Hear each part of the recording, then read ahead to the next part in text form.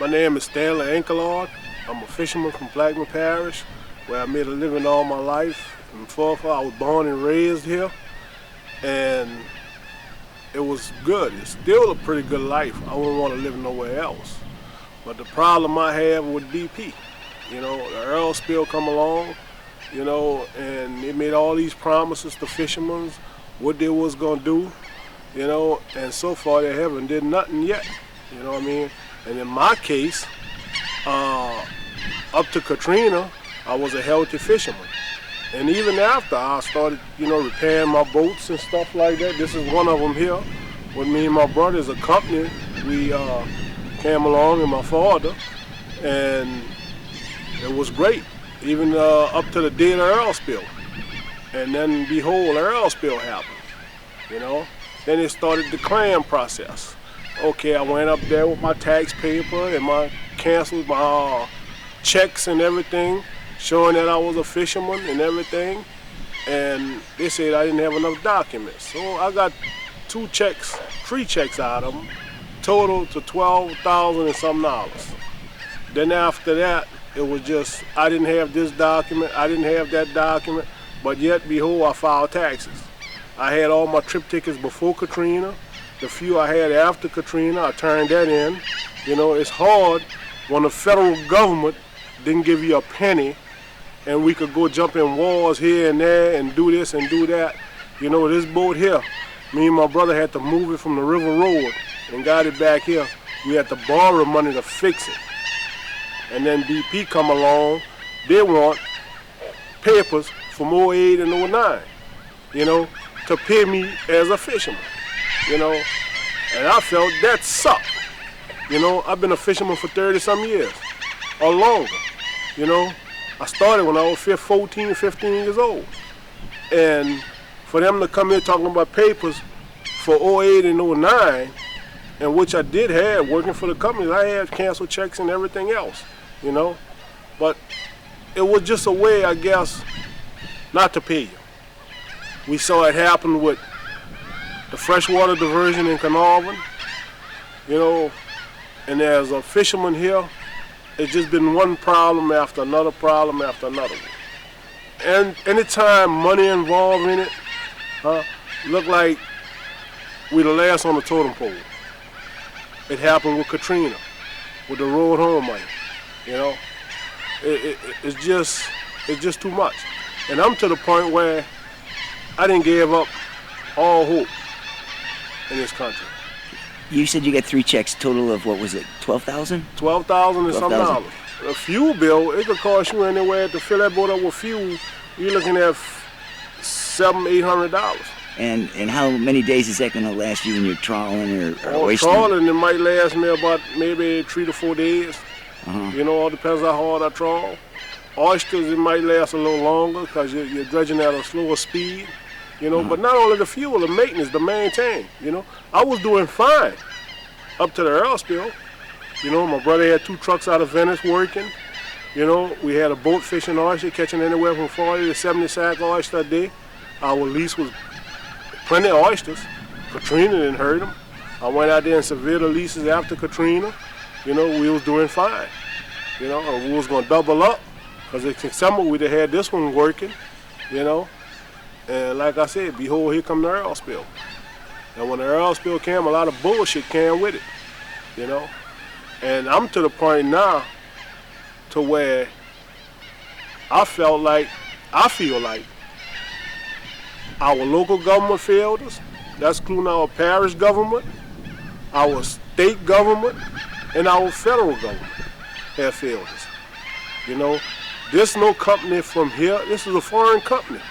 Come in here and dump shit in our lap, And now, for everybody to make money, you got people drawing maybe $4,000, $5,000 checks a week, going home to their family. You got what's Feinberg making? $1 million a month. Yeah, he just got a big raise from BP. Got a big raise, making $1 million a month. What I am? I'm shit.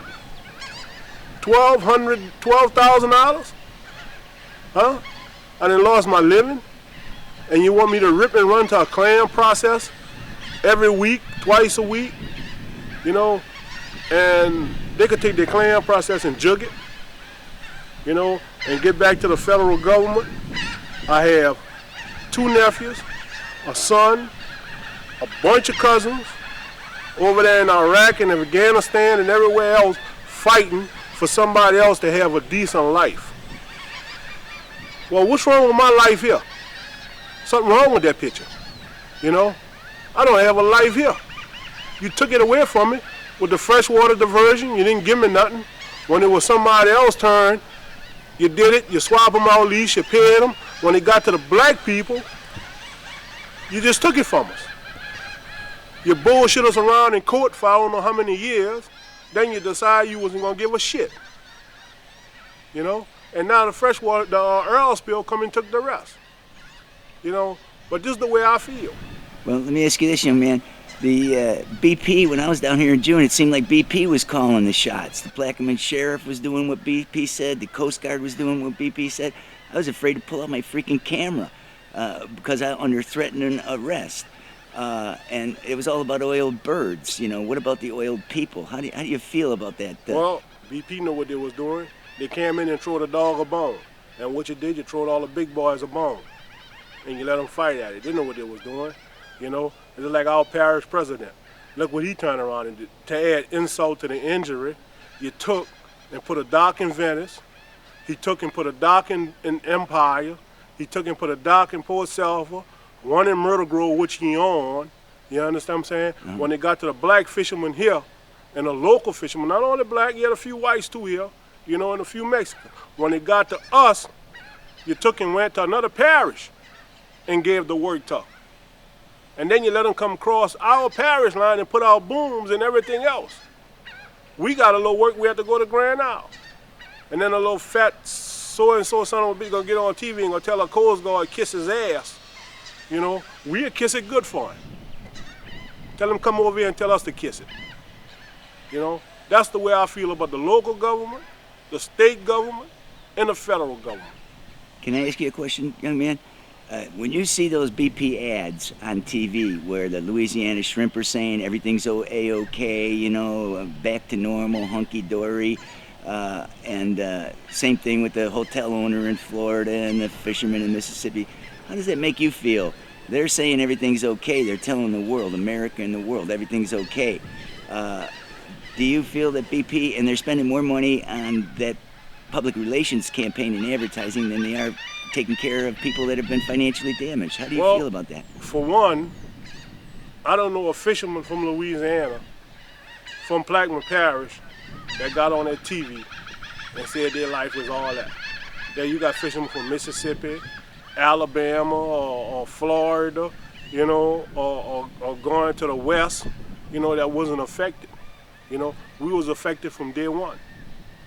You know, and I look at this, you know, we say Katrina all over.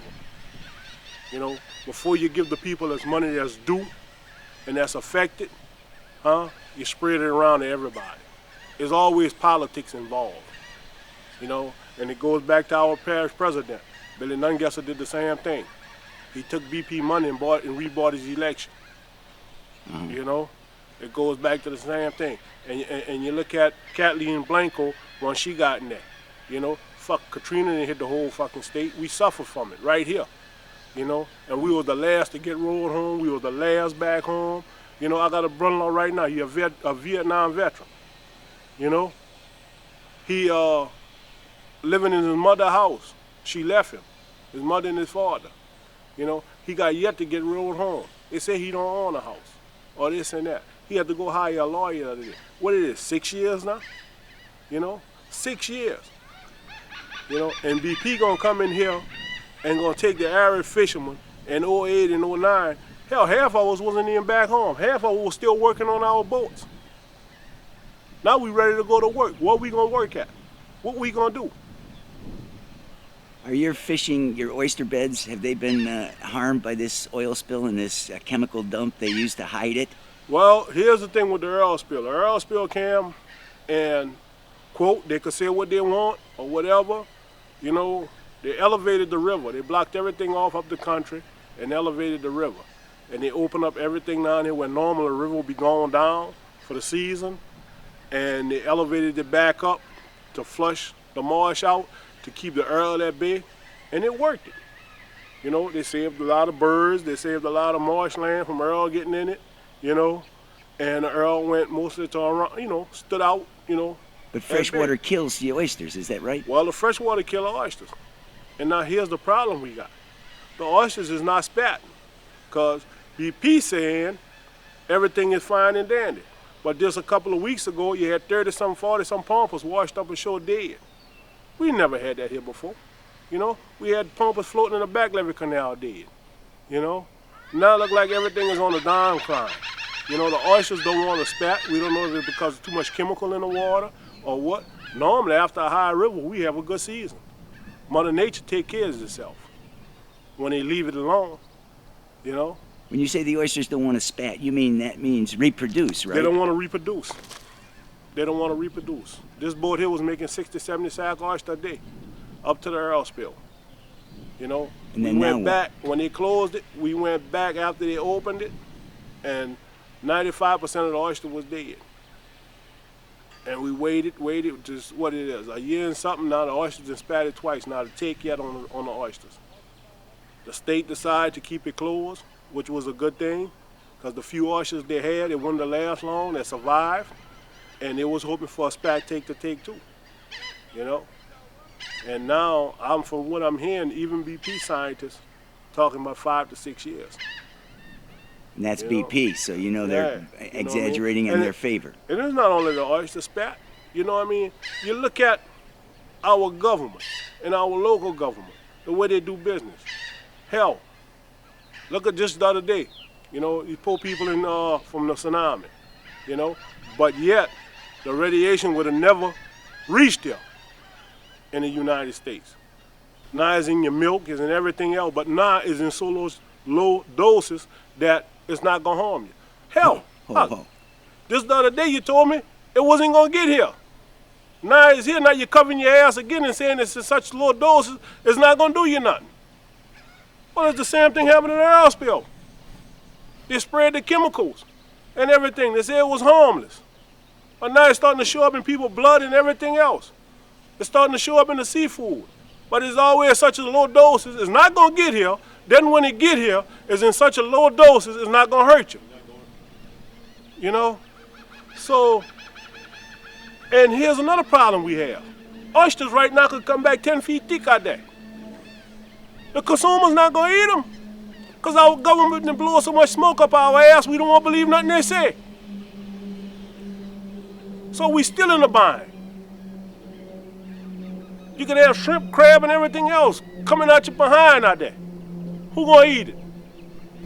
BP could spend millions and millions of dollars on TV every day. Louisiana seafood is good. The Corexit that they put on to hide the oil, to make it seem like, you know, they were cleaning up the oil, is outlawed as a dangerous poison in England, in Norway, in Denmark, in the North Sea. But yet they come over here and put like millions of barrels. How do you feel about that? This is the way I feel about it. Whenever oil is involved, our country will sell us down the tube. And you know what's gonna happen? And it's just like all these places they're fighting for is all about oil. Yeah. You know what I mean? They want to give the rebels gun to take control of more oil wells. You understand what I'm saying? I do. They're spending $1 trillion a year on those two foreign wars. companies coming in and this dump crap in our lap because of oil. You know what's gonna happen? One day we're gonna wake up, we ain't gonna have nobody to buy oil. Everybody's gonna be dead of cancer and everything else. And not only that, you go down the highway down here, where there's some of your richest oyster beds and fishing ground is. What the local government do? They let them put a chemical well to inject chemical back down in the ground. Chemical they can't get rid of nowhere else. You know? That's going to kill the wildlife, the oysters and everything else. Right. If that get in the water vein or something happen or you know, just like you had BP well erupted. If this stuff get any kind of wind in it, well or anything or any kind of vein or eruption or anything happen, and it get out here, we all might be dead overnight. BP don't give a damn what goes on here. They don't give a damn. And what make it worse, and like I said, our local government, our state government, and our federal government. When there's money involved, they're similar to turn the other cheek too. So you really can't blame BP. BP a foreign country, to come here. They got all the money in the world. Who can we blame? Our local government. Our government should have been here right now. Make us whole. That should have been top priority. But you know what they're worrying about? Huh? Giving some poor fisherman maybe $10,000 more than what he made. Right. Or let him suffer, and when we do give him a little bit of money, he got to take it and go pay his back bills. Yeah, and then he can't sue if something else comes up and the fishery That's never what they're comes worrying back. about. You know, that's what they're worrying about. They're not worrying about gas, $4 a gallon, gonna be $5 a gallon, how this poor man making it back and forth, whatever it is. They're not worrying about how he paying his insurance. You know, they're not worrying about how he making it, taking care of his children, you know, or his family. They're not worrying about that. You know? They're not worrying about that. You know what they're worrying about? Huh? If you had nothing before the oil spill, you're gonna have nothing after the oil spill.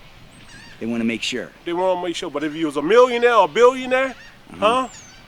I'm gonna make you a millionaire and a billionaire again. Just like I did for Katrina. You know? That's what they're worrying about. You know what I mean? And that's why I say I'll go back right now. If these rebels could fight for a better life over there, well, who in the hell we is that we can't fight for a better life here? Yes, on the claims process now, you put in a claim, you know, for like your losses, which were substantially more than the measly slap in the face of $12,000 they gave you. I'm gonna tell you how that went. Right before Christmas, I went up there, bought in my canceled checks, I bought in my income tax, I bought in everything. You know, I turned it all in again.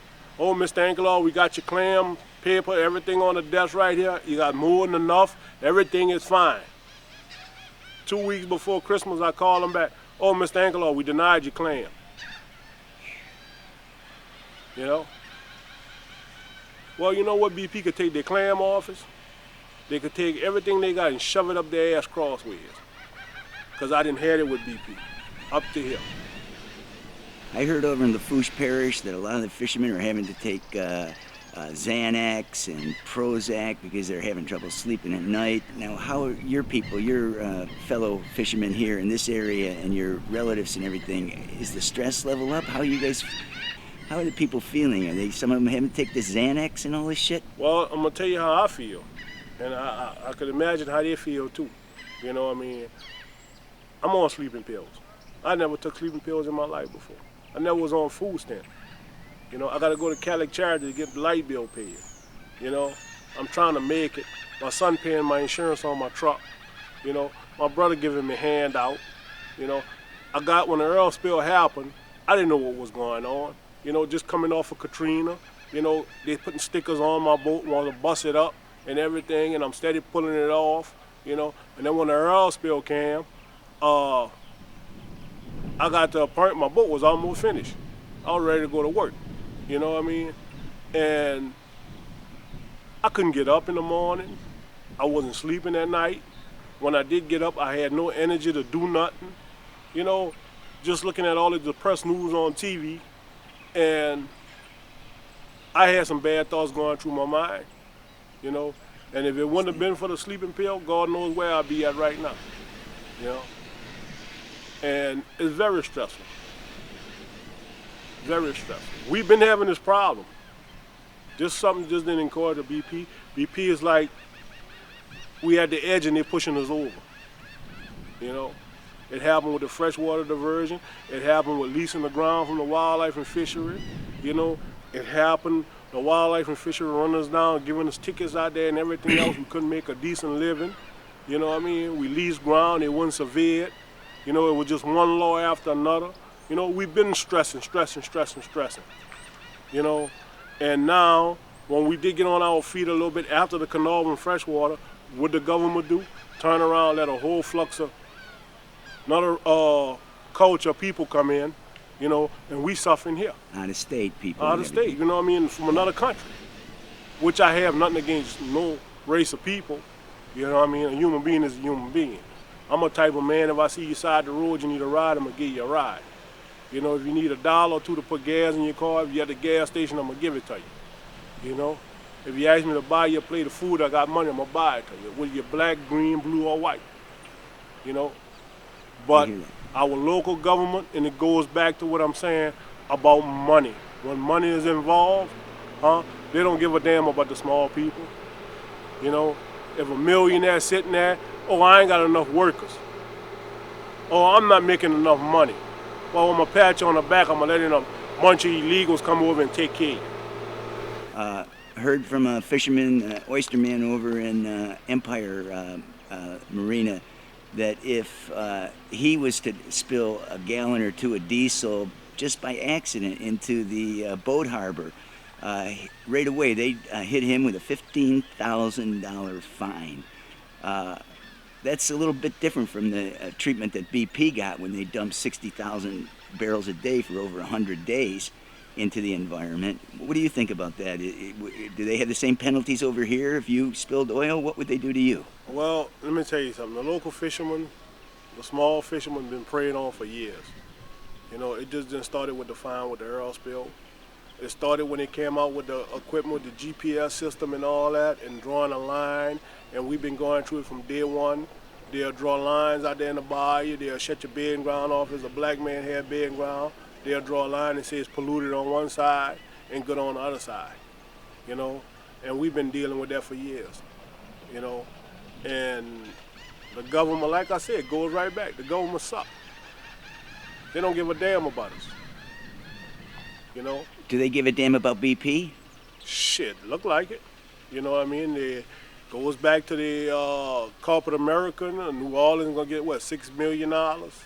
You know, and the big time lawyers making what, $100,000 a month, or you know, $1 million a month. Yeah. You know, anywhere from $500 to $800 an hour. You understand what I'm saying?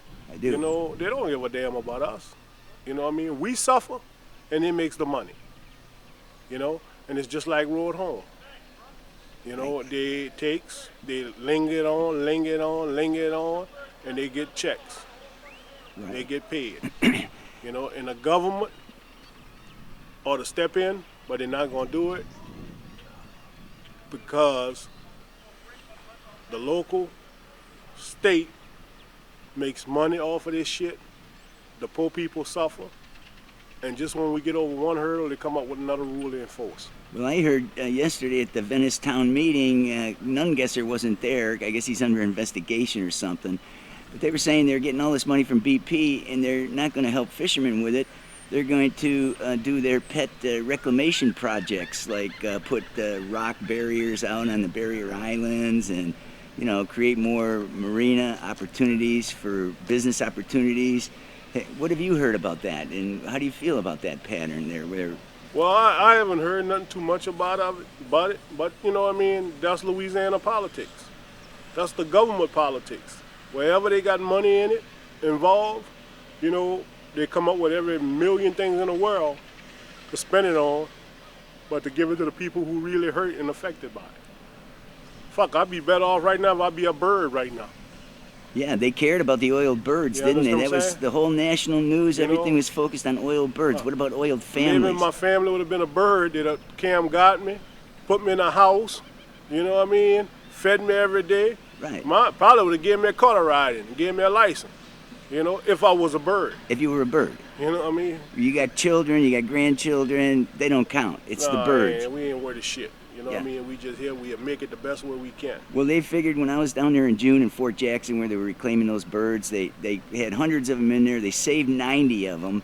They put millions into the whole effort. And one of the people were telling me it was like about $120,000 on each bird that was saved that they spent. Thank you. And that goes back to the freshwater diversion. You know, the government took our oyster leases, didn't give us a penny, took our living, you know, and when it happened on the other side of the river, they swapped people out for bedding ground, they paid them, but when they got to Point LaHache, the shithole of America, you know, we're gonna drag you to court for 10 years, and then we're going to decide not to give you a damn thing. Nothing. Take it or leave it. Yeah, take it or leave it. That's big oil. Yeah. Slow what I mean? pay and no pay is No what I'm pay. hearing The from oil the companies, oil and you know company. what? Come That's to how they find out. operate. You know what? Come to find out, huh? The oil companies had a lot to do with it too. Cause you know why? Huh? Check this out. The oil company didn't want to pay the small guys to go across their oyster leases. So what they did, they put a moratorium on leasing ground to the fishermen that we needed it. So they put Carnarvon was just a tool they put there to take the ground so the oil companies could go drill and don't have to pay nobody but the state. So the state and the oil company is in cahoots. They don't give a damn about the people. Because they get Louisiana get the 2%, that goes to the state. Right. All right. The other 7 or 6% goes underneath the table to crooked politicians. That's why it's set up like that. You look at Mississippi. When Katrina hit in Mississippi, they paid their people that was affected right off the bat. What Louisiana did, huh? Drug you around, and pass you through this and pass you through that. Because you know why? Somebody sitting up there in the office in politics, one of your state congressmen or whatever, had somebody in their family had a company, you know, doing the paperwork, or Shaw, like Kathleen Blanco, her husband owned the Shaw, he was hauling all the trailers up and down, you know, like Nungesser, you know what I mean, Benny Roussel, you know, you go down the line, you know what I mean? Right. When it get to us, they don't want to solve the problem. They want to put a Band-Aid on it, because as long as the Band-Aid on it, somebody got to pay them to pull a Band-Aid off. BP is estimated to have spent almost $20 billion on their video productions. What do you think about those priorities? They're spending more money on protecting their brand and their image than they are in actually following through on their promise to take and make these injured workers and fishermen whole financially. Well, you look at it like that, that's just a small picture. If they're going to give a Bourbon Street dancer or a Walmart employee, you know, $10,000 that never lost a paycheck, never lost an hour on their job, or somebody flipping hamburgers, you know, that's just the small picture. What they give to the person that owned that business. The rich get richer and the poor get poorer. I can buy that. They give hundreds of thousands on up to the prosperous business owner. The deckhands are offered $2,500, which is like 1 week's worth of salary that's supposed to cover them for 3 years of losses. And smaller boat owners might get between $25,000 if they're lucky, but even some boat owners I've heard are getting a $5,000 offer. Let me tell you something. BP ain't doing no more than what the state did, the federal government did.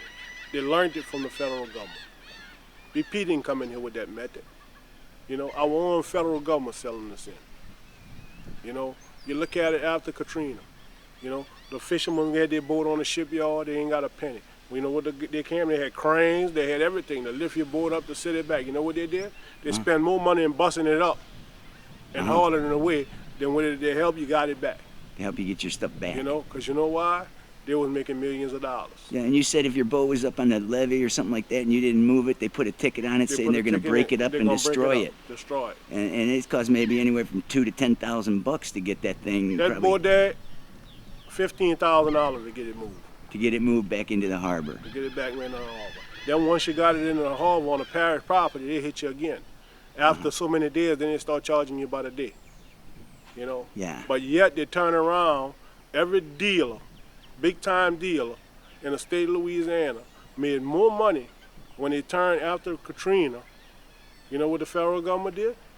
Turn around and gave them more money. Gave them more money. Matching funds, they call it. God, matching funds. Well, okay, if you make $1 million, I'm gonna give you $2 million. Right. That's like good. But if you lost $100,000, I ain't gonna give you shit. Now, what do you think about this offer that they got on the table, take it or leave it? They're trying to close all the deals by April 20th, the 1 anniversary for better public relations. $25,000 for a boat owner like you. I mean, you're saying it costs you $700, $800 to fill up on one of your boats, the tank, and you're only going to run for 3 to 5 days. BP could take their $5,000, their $25,000 and jug it in their ass crossways. And then while they're jugging it, they could take the local officials and do the same thing. That's the way I feel about BP. That's the way I feel about BP.